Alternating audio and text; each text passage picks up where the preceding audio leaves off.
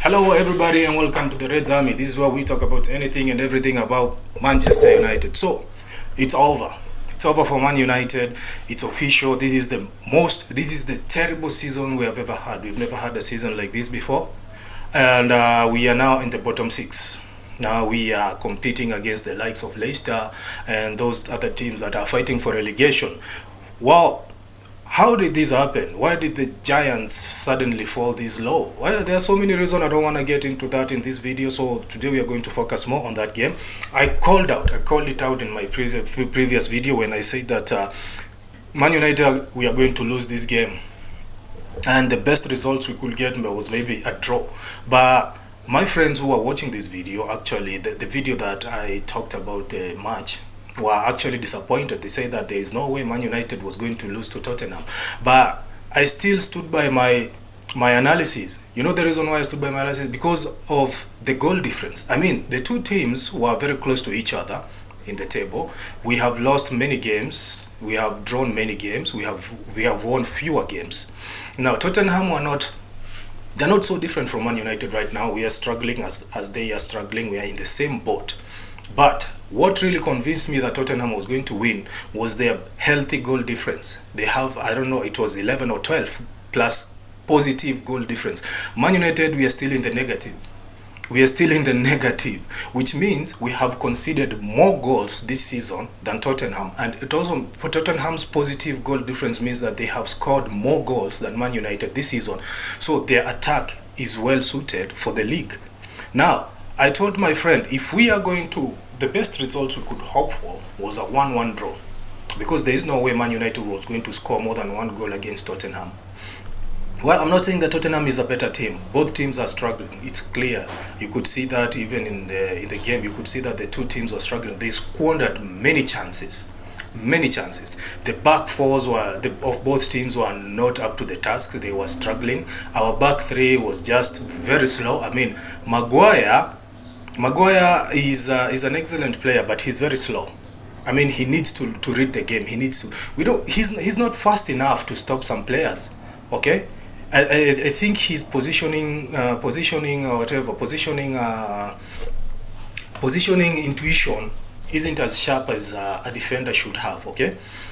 But if you look at Tottenham, they also squandered some really great opportunities. Man United also did the same, especially with Garnacho. The moment he was given, he was given a very excellent pass by Bruno Fernandes, but he squandered that chance. He just rocketed the ball way above the goalpost. And you wonder, why are they doing this? Well, I have to go back to what Amorim said. Amorim himself, in a certain press conference, he said that the biggest problem Man United players are facing right now, it's lack of confidence. They are anxious and they panic most of the time.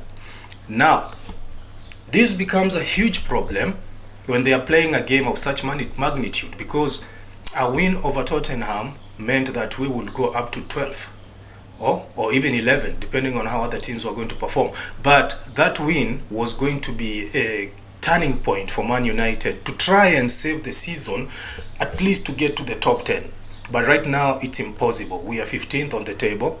We are now on the bottom 6. We are now fighting with the teams in the relegation. And to be honest with you, things are going to get even worse. We should prepare for things to get worse as Man United fans. You know why? Our team is ravaged by injuries. Kobe Mainoo is out for 2 weeks. Amad Diallo will not be playing for Man United for the rest of the season. Now, we have to look at him next season. Amad Diallo was one of our bright stars, people who could change the game. I mean, he scored a hat-trick against Southampton. Now, Garnacho hasn't found his foot lately. And if you look at Højlund and Zagzi, I mean, man, I don't even know why we bought these guys. I mean, they are promising, they are young and promising, and they could maybe along the line regain their confidence and maybe hit the form that they are supposed to hit. But right now, they are not doing that for Man United. Well, Rashford is gone. So our attack is very limited right now. Rashford is gone. Diallo is out. Mainoo is out. Ugarte is out. The defender, what's his name? Licha is out. We're done. I mean, the season is over. Just a few games until we conclude the season, and here we are, sitting 15th. It's evident and it's very clear that next season we are not playing European football. We're done. I hope that will be for the best. Maybe next season we can focus on the league mostly, and we can try to play as fewer games as possible so that the manager can have enough time to try and gel his team together. But right now, as things stand, we are out of all European competitions, including the lowest tier European competition. We are out, and it's okay. I think, to me personally, I think I would take that. Because if there's one thing this team has proven, is that we cannot compete on multiple tournaments. We cannot be in the European competitions, we cannot be in the cup competitions, and we cannot also compete in the Premier League. We can't. It's impossible. I mean, look at what has happened. What if this is the beginning of the season and we have already suffered all these injuries? Well, I watched that game, and Dogu, at least Dogu is a promising player. The way he played, the way he carried himself up. Of course, he took some time to gain confidence and to start playing the type of football that he was playing at Lecce. But it's still early to judge him. I think we need to give him a bit of time. It's just a matter of time before he can show us what he can really do. But that game, man, that game was a confirmation that Manchester United, we are done. Especially this season, we are done. If nothing changes by the end of this season. Remember, I told you in my previous video that we are just a few points away from relegation, and we were supposed to not lose more than 3 games. If we lost more than 3 games before the season ends, we will be 18th, and we already know what that means. Next season, championship, and God forbid, I don't want us to be playing in the championship, but we have already lost 1 of the 3 games which I said. Now, if we lose 2 more, then the real danger now starts looking at us in the face, because that's when the reality kicks in. We're done, or we are facing relegation. Now, what can the manager do? I mean, the manager is actually talking positive things in the press conference, but the players are letting him down. I think it's time for people in charge of Manchester United to make those hard decisions. Okay, I know INEOS is trying to cut down costs, trying to lay off redundant players and all that, redundant workers and all that. But I think they should focus more on the players. We need to get rid of players who are not performing for us. I'm happy to hear that from Fabrizio that 4 players might not be returning next season: Lindelof, Casemiro, and Eriksen, and who else? It's a 4th player who wasn't going to come back to Manchester United. I can't remember, but these are the players whose contracts are actually expiring at the end of this season. So Man United is not planning to renew the contract. I think that's going to trim the club a little bit. It's going to release the wage bills, because if you look at Casemiro, he earns over £300,000 a week. That's a lot of money. There is also a chance of Rashford never coming back to Man United. There is also a chance of Anthony not coming back to Man United. There is also a higher chance of I don't think Sancho is ever going to come back to Man United. I think that's a lost cause. I think by the start of the season he will be sold either to Chelsea or another club that is interested in his services. The same with Marcus Rashford. I don't see him coming back to Man United. I don't see Anthony coming back to Man United, especially if he can find his footings. But the fact that we have Amad Diallo out, that might compel the manager to consider one of these wingers. Okay, he might consider one of these wingers to come back, because Diallo's injury seems to be crucial. He might not be available even in pre-season. So that means he will not get the work done during pre-season to prepare for the season. So that means we might be able, or we might consider bringing back one of the wingers, depending on how they are going to perform and the negotiations that they are going to have. Because all these players who are out of Man United, Sancho, Rashford, and Anthony, all of them have a little bit of bad blood with the club. They feel like the club did them dirty. Well, Rashford's case is different, because the manager is angry that Rashford wasn't giving 100% during training sessions. Okay, Sancho's is the case is similar, especially it was Ten Hag who was pissed off with Sancho. So we might see Amorim trying to appeal or appease the player to try and bring him back so that he can try and unlock his potential. Well, Anthony's case is similar to Rashford. I mean, he wasn't giving us 100%, but at least when he left Man United, he didn't have bad blood or a falling out with the manager, but he feels like he's better off somewhere else, especially now that he's playing so well for Real Betis. So these three wingers, one of them might have to be brought back.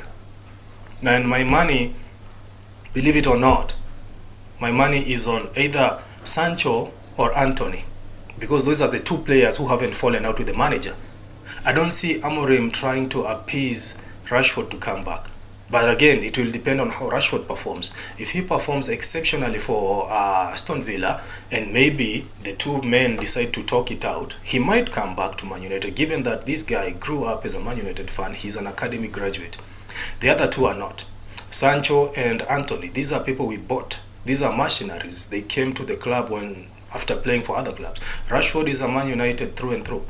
So if he would still be loyal to the club and the two guys, Amorim and Rashford, decide to talk it out, I see there is a possibility of him coming back, but this time he will have to play a major role.